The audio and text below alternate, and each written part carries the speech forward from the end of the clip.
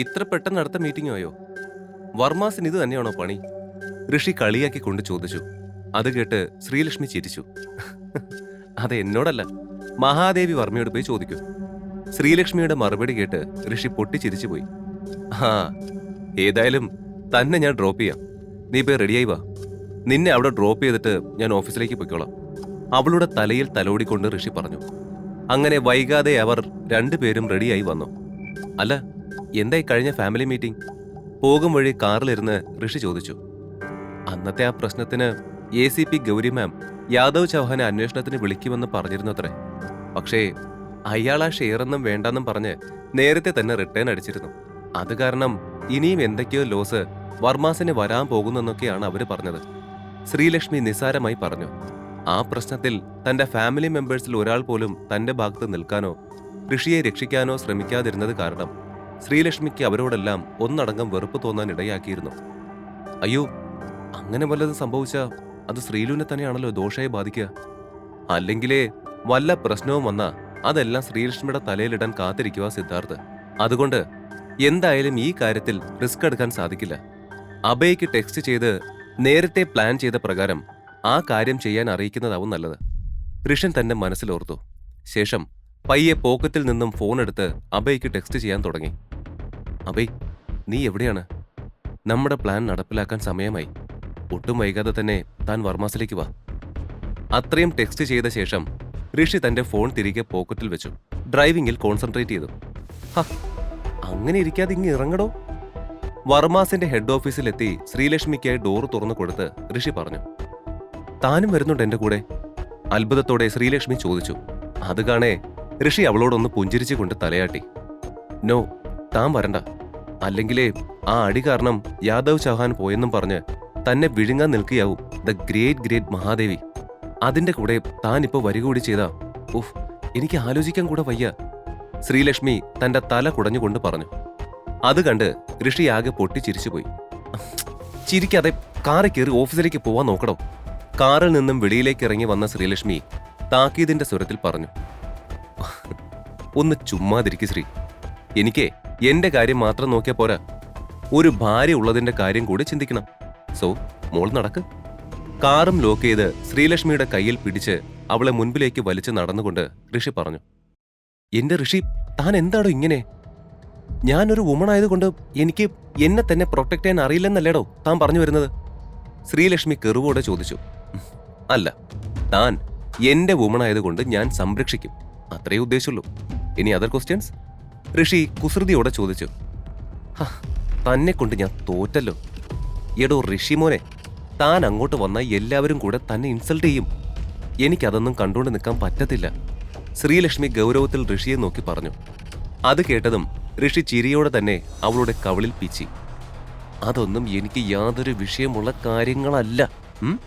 അവര് പറഞ്ഞ് എനിക്കത് ശീലമായതാ ശ്രീ. അതൊക്കെ ഇഗ്നോർ ചെയ്ത് വിടേണ്ട കാര്യമേ ഉള്ളൂ. പക്ഷേ അവർ തന്നെ വല്ലതും പറഞ്ഞാ അങ്ങനെയല്ല. I cannot let anyone treat you like that. So ഞാൻ വരും. സംസാരിച്ച് സമയം കളഞ്ഞ് വർമാസിനെ വെയിറ്റ് ചെയ്യിക്കാതെ ഇങ്ങ് വാതാൻ. അതും പറഞ്ഞുകൊണ്ട് ഋഷി ശ്രീലക്ഷ്മിയെയും വലിച്ചുകൊണ്ട് ഓഫീസിന്റെ ഉള്ളിലേക്ക് നടന്നു. What the hell? ഋഷിയും ശ്രീലക്ഷ്മിയും ആ ഓഫീസ് റൂമിലേക്ക് കാലെടുത്ത് വെച്ചതും തന്റെ ചെയറിൽ നിന്നും എഴുന്നേറ്റ് സിദ്ധാർത്ഥ് ഉറക്കെ ചോദിച്ചു. ആഹാ, ചൊറിച്ചിൽ ഇവിടെ നേരത്തെ ഹാജർ വെച്ചിട്ടുണ്ടല്ലോ. സിദ്ധാർത്ഥിനെ കണ്ടതും ഋഷി ശ്രീലക്ഷ്മിയോട് മന്ത്രിച്ചു. ഷടപ് ഋഷി. ഋഷിയുടെ ആ സംസാരം കേട്ട് ചിരിച്ചുപോയ ശ്രീലക്ഷ്മി ശാസനയോട് പറഞ്ഞു. ഏയ്, നീ എന്താ ഇവിടെ വന്നത്? നിന്നെ ആരാ ഇങ്ങോട്ട് ക്ഷണിച്ചത്? സിദ്ധാർത്ഥ് ഋഷിക്കടുത്തേക്ക് നടന്നുകൊണ്ട് ചോദിച്ചു. അത് കണ്ട് വിട്ടുകൊടുക്കാൻ തയ്യാറല്ലാതെ ഋഷിയും അവന്റെ നേർക്ക് തിരിഞ്ഞു. എന്താ, എനിക്കിങ്ങോട്ട് വരാൻ പാടില്ലേ അളിയ സിദ്ധാർത്ഥെ? അല്പം അഹങ്കാരം നിറഞ്ഞ സ്വരത്തിലെ ഋഷിയുടെ ചോദ്യം കേട്ട് സിദ്ധാർത്ഥ് അവനെ തുറച്ചു നോക്കി. എന്തോ ആ നിമിഷം ഋഷി യാദവിനെ തല്ലിയ ചരിത്രം ഓർമ്മ വന്നതും സിദ്ധാർത്ഥിന് അല്പം പേടി തോന്നി. പക്ഷേ അതൊന്നും പുറത്തു കാണിക്കാതെ സിദ്ധാർത്ഥ് അവിടെ തന്നെ നിന്നു. നാണമുണ്ടോ നിനക്ക്? ഇവിടെ ഞങ്ങളുടെ ഫാമിലിക്ക് ഒരു ബുദ്ധിമുട്ട് വന്നപ്പോ സഹായിക്കാനും വന്നില്ല. അതും പോരാഞ്ഞ് സഹായത്തിന് വേണ്ടി നമ്മൾ കഷ്ടപ്പെട്ട് കണ്ടുപിടിച്ച ആളെയും തല്ലി ഓടിച്ച് വന്ന് നിൽക്കുന്നതുണ്ടോ? സിദ്ധാർത്ഥ് ദേഷ്യത്തോടെ ചോദിച്ചു. അതിനൊക്കെ ഇപ്പൊ നാണിക്കേണ്ട കാര്യമുണ്ടോ? ഞാൻ അതിൽ നാണിക്കാൻ ഒന്നും കാണുന്നില്ല. താൻ കാണുന്നുണ്ടെങ്കിൽ അത് തന്റെ പ്രശ്നം, എന്റെ അല്ല. ഋഷി ശാന്തസ്വരത്തിൽ പറഞ്ഞു. ശേഷം അപ്പുറത്ത് മാറി നിൽക്കുന്ന പ്രാർത്ഥനയെ നോക്കി കൈ കാണിച്ചു.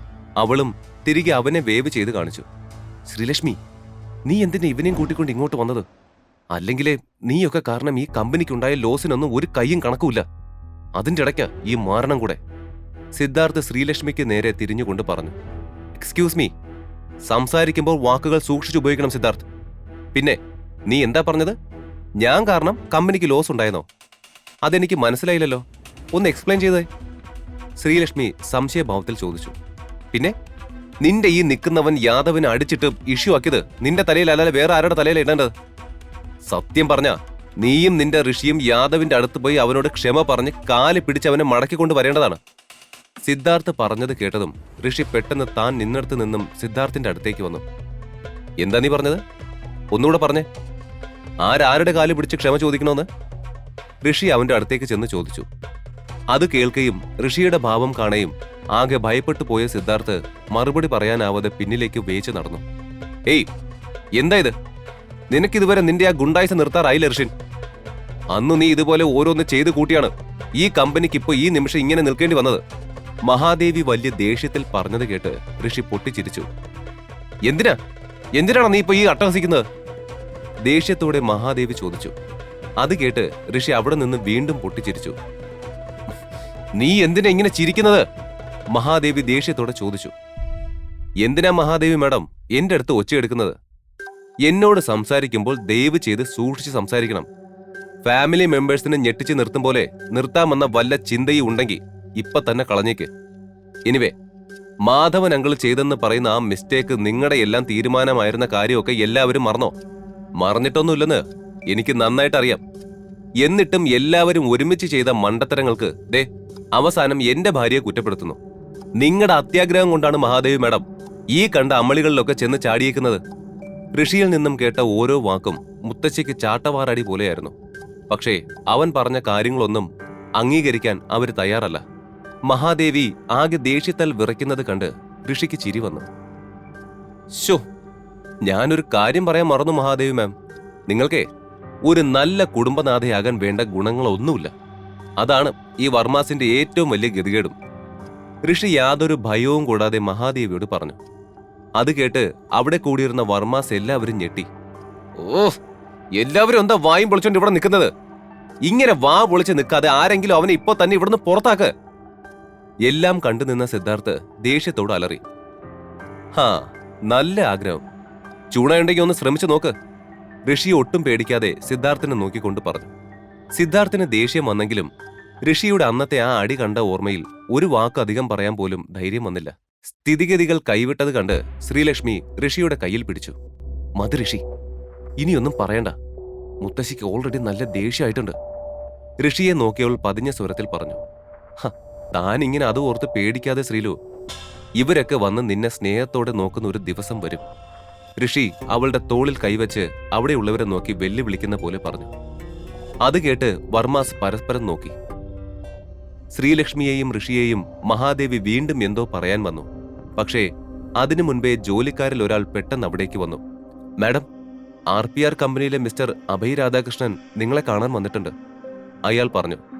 അത് കേട്ട് അവിടെ ഉണ്ടായിരുന്ന എല്ലാവരും ഞെട്ടി. അപ്പോഴേക്കും അഭയ് അങ്ങോട്ടേക്ക് വന്നിരുന്നു. Sorry to disturb you all again. പക്ഷേ ഞാനിവിടെ വന്നിരിക്കുന്നത് ഒരു പ്രധാന കാര്യത്തിനാണ്. ചെറു പുഞ്ചിരിയോടെ അഭയ് പറഞ്ഞു. നിനക്ക് എപ്പോ വേണമെങ്കിലും ഇവിടെ വരാം അഭയ്. അതിനുള്ള എല്ലാ അവകാശങ്ങളും നിങ്ങൾക്കുണ്ട്. മഹാദേവി പെട്ടെന്ന് വിനയത്തോടെ അവനോട് മറുപടി പറഞ്ഞു. സോറി, എനിക്ക് ഒട്ടും സമയമില്ല. അപ്പോ ഞാൻ നേരെ കാര്യത്തിലേക്ക് വരാം. ശ്രീലക്ഷ്മി ഇവിടെയുണ്ടോ? ഞാൻ ആ കുട്ടിയോട് സംസാരിക്കാൻ വന്നതായിരുന്നു.